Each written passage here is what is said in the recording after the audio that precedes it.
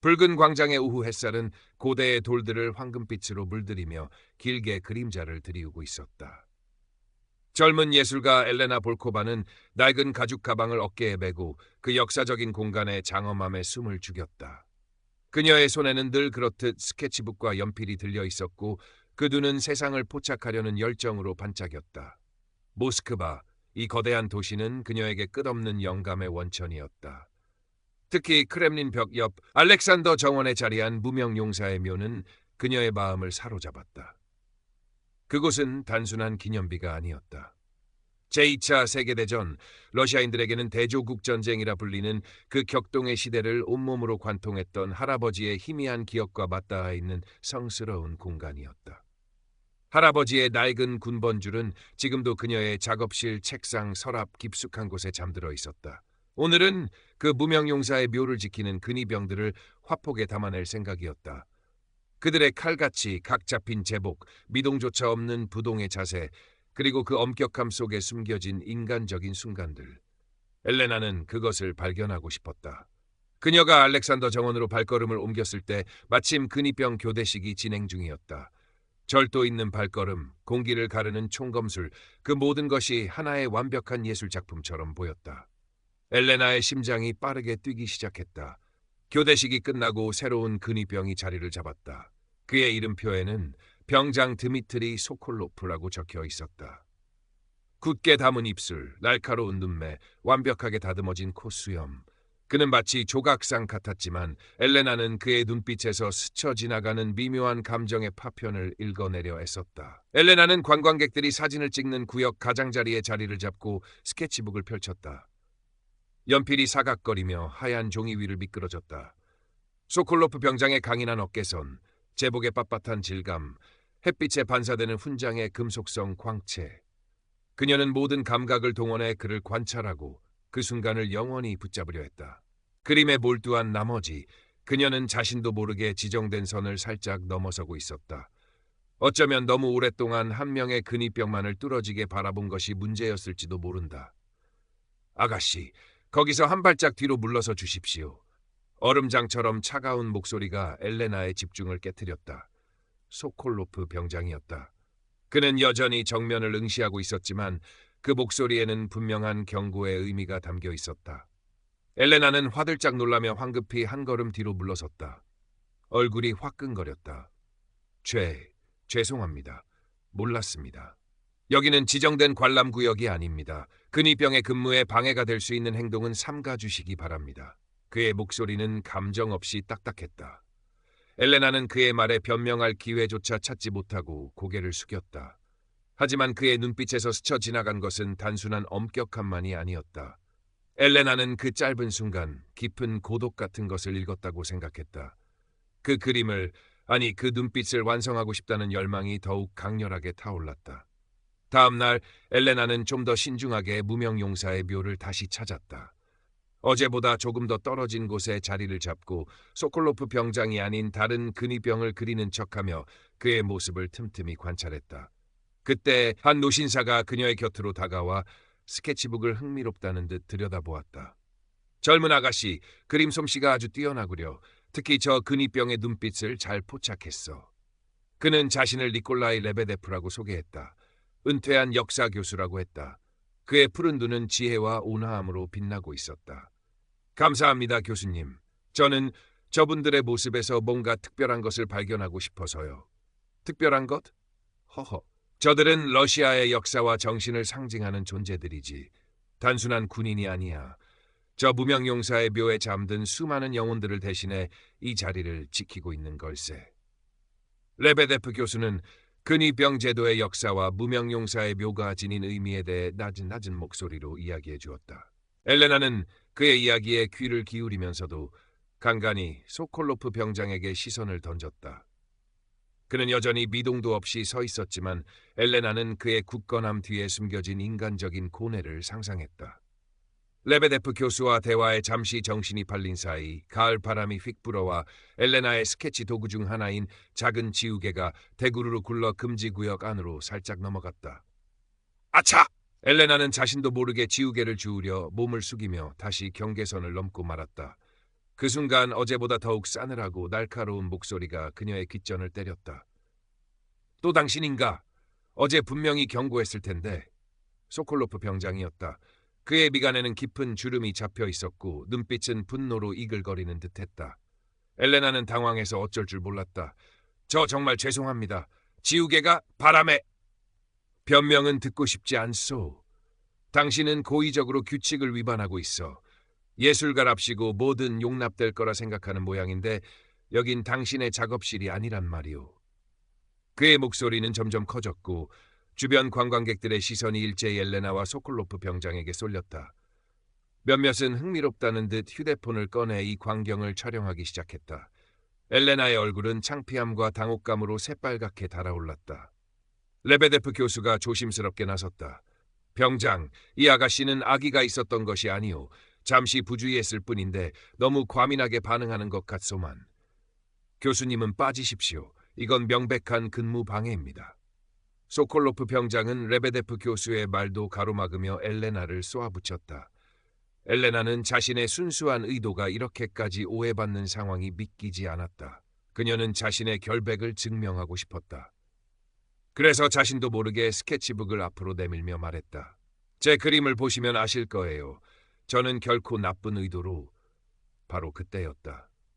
소콜로프 병장은 엘레나의 말이 채 끝나기도 전에 그녀의 스케치북을 거칠게 낚아채려 했다. 이리 내놔! 이게 바로 증거물이니까. 엘레나는 반사적으로 스케치북을 끌어안았지만 그의 힘을 당해낼 수는 없었다. 실랑이 과정에서 스케치북이 바닥에 떨어지며 몇 장의 그림들이 사방으로 흩날렸다. 소콜로프 병장은 바닥에 떨어진 그림 중 하나, 바로 자신을 그린 스케치를 집어들었다. 그는 그림을 경멸적인 표정으로 훑어보더니 차가운 비웃음과 함께 내뱉었다. 이런 유치한 낙서로 신성한 임무를 수행하는 군인을 모욕할 셈인가? 당신 같은 사람 때문에 이곳의 질서가 무너지는 거야. 그의 말은 날카로운 비수처럼 엘레나의 가슴에 꽂혔다. 단순한 스케치가 아니었다. 그 그림에는 그녀의 영혼과 예술가로서의 자존심이 담겨 있었다. 특히 그 스케치북 안에는 할아버지의 전쟁 시절 이야기에서 영감을 받아 그린 그림들도 있었다. 그것은 그녀에게 무엇과도 바꿀 수 없는 소중한 기록이었다. 눈물이 핑 돌았다. 모욕감과 절망감 그리고 깊은 슬픔이 한꺼번에 밀려왔다. 엘레나는 눈물을 글썽이며 떨리는 목소리로 말했다. 그녀의 목소리는 분노보다는 깊은 상실감으로 가득 차 있었다. 그건 단순한 낙서가 아니에요. 제 할아버지는 이 땅을 지키기 위해 싸우셨어요. 저는 그분의 이야기를 그림으로 남기고 싶었을 뿐이에요. 당신의 모습에서도 그 제복 뒤에 숨겨진 어떤 이야기를, 인간적인 고뇌를 발견할 수 있으리라 생각했어요. 그래서... 그녀의 말은 점차 흐느낌으로 변해갔다. 할아버지의 군번줄을 움켜쥔 손이 가늘게 떨리고 있었다. 그때 더 이상 참지 못한 레베데프 교수가 앞으로 나섰다. 그의 온화했던 얼굴은 단호함으로 굳어 있었다. 소콜로프 병장, 지금 당신의 행동은 도를 넘었소. 이 젊은 예술가의 순수한 열정을 짓밟는 것은 물론이고 왕실 근위대의 명예마저 실추시키고 있는 것이오. 이것은 폭력이나 다름없소. 교수의 목소리는 낮았지만 강한 울림이 있었다. 그의 말에 용기를 얻은 듯 주변 관광객들 사이에서도 웅성거림과 함께 소콜로프 병장을 비판하는 목소리가 터져 나오기 시작했다. 맞아요. 너무 심하잖아요. 저 아가씨는 그냥 그림을 그리고 있었을 뿐인데 저 근위병 너무 권위적이군. 몇몇 관광객들은 적극적으로 휴대폰 카메라를 소콜로프 병장에게 향하며 그의 과잉 대응을 생생하게 기록하고 있었다. 시다 무명용사의 묘과잉 대응, 예술가 모욕 사건 같은 해시태그가 소셜미디어에 실시간으로 퍼져나갈 것만 같은 분위기였다.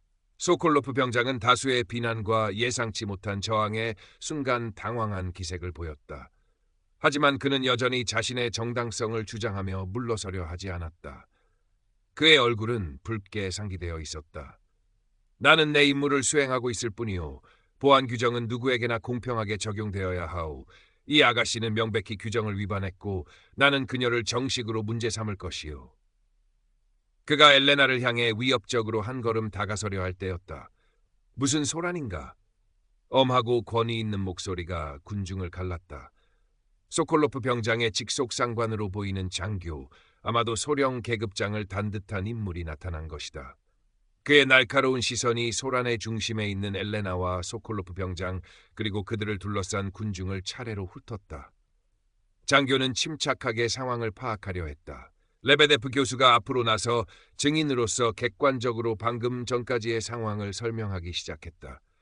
그의 목소리에는 젊은 예술가를 향한 안타까움과 근위병의 부당한 처사에 대한 분노가 섞여 있었다. 그때 한 젊은 관광객이 조심스럽게 장교에게 다가가 자신의 휴대폰을 내밀었다. 저 방금 상황이 전부 녹화되어 있습니다. 보시면 아시겠지만 저 근위병 분이 좀 심하게 대처하신 것 같습니다. 장교는 잠시 망설이다 휴대폰을 받아들고 짧은 영상을 확인했다. 영상 속에는 소콜로프 병장의 고압적인 태도와 엘레나의 당황하고 슬퍼하는 모습, 그리고 스케치북을 빼앗기지 않으려는 그녀의 필사적인 몸짓이 고스란히 담겨 있었다. 장교의 미간이 미세하게 찌푸려졌다. 엘레나는 그동안 흩어진 스케치들을 떨리는 손으로 주워 담고 있었다. 그녀의 뺨 위로는 뜨거운 눈물이 하염없이 흘러내렸다. 할아버지의 초상화가 그려진 종이 위로 눈물 방울이 떨어져 얼룩을 만들었다. 장교는 영상을 다 본 후 깊은 한숨을 내쉬었다. 그는 소콜로프 병장에게 싸늘한 시선을 던진 후 엘레나에게 다가가 부드러운 목소리로 말했다. 아가씨, 많이 놀라셨겠습니다. 우선 진정하시고 자초지종을 자세히 말씀해 주시겠습니까? 모든 상황을 종합적으로 판단한 장교의 얼굴에는 착잡함이 서려 있었다. 레베데프 교수의 일관된 증언, 여러 관광객들의 목소리, 그리고 결정적으로 영상 증거까지. 소콜로프 병장의 대응이 과도했다는 것은 명백해 보였다. 장교는 먼저 엘레나에게 정중하게 고개를 숙였다.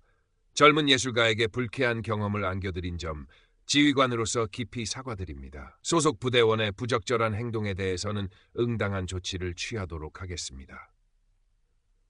그는 엘레나에게 스케치북을 돌려주라고 소콜로프 병장에게 지시했다. 소콜로프 병장은 굳은 표정으로 마지못해 스케치북을 엘레나에게 건넸다. 그의 눈빛에는 여전히 분노와 당혹감, 그리고 아주 희미하지만 어쩌면 후회와 비슷한 복잡한 감정이 스쳐 지나가는 듯했다. 엘레나의 스케치북에서 보았던 자신의 딱딱한 모습과 대조되던 따뜻한 그림, 특히 전쟁 영웅이었을 그녀의 할아버지를 그린 초상화가 그의 뇌리에 어떤 파문을 일으켰을지도 모를 일이었다. 소콜로프 병장은 장교로부터 비공식적이지만 엄중한 질책과 함께 근무 태도에 대한 강력한 경고를 받았다. 그는 아무 말 없이 고개를 숙이고 서 있었지만 꽉 담은 입술과 파르르 떨리는 턱 근육은 그의 내면이 결코 평온하지 않음을 보여주었다.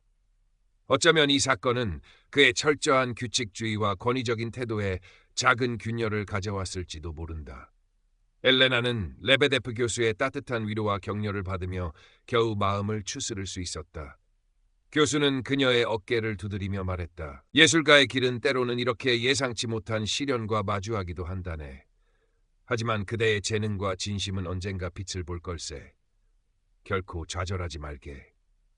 그날 오후 엘레나는 모스크바를 떠나기 전 알렉산더 정원 한쪽 벤치에 앉아 새로운 스케치를 시작했다.